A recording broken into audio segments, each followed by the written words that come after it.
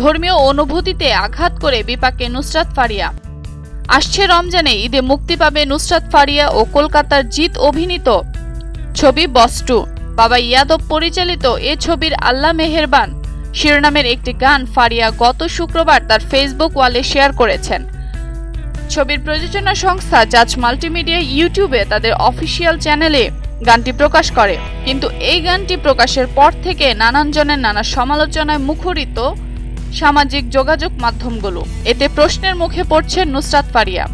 স্বাভাবিক গানের শিরোনাম শুনে যে কেউ মিলিয়ে নেবেন এটি রোজার মাসকে লক্ষ্য করে প্রকাশ করেছে কর্তৃপক্ষ। যদিও গানটি মুক্তির 24 ঘন্টা আগেই গন্ডগোল পাকিয়ে গেল অন্তর্জালে, যেখানে গানের শিরোনামের সঙ্গে নুসরাত ফারিয়া বেশ খোলামেলা পোশাকে নাচতে দেখা যায়।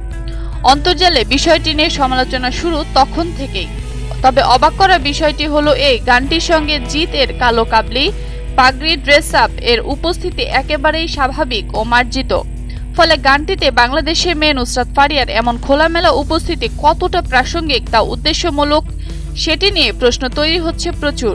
শুধু তাই নয়, আল্লাহ মেহেরবান মাওলা মেহেরবান এর মতো গানের কথা অথবা ভাবধারার সঙ্গে ফারিয়ার খোলামেলা উপস্থিতি দারুণ সাংঘর্ষিক বলে মনে করছেন অনেক সিনেমা প্রেমী ও সমালোচকরা।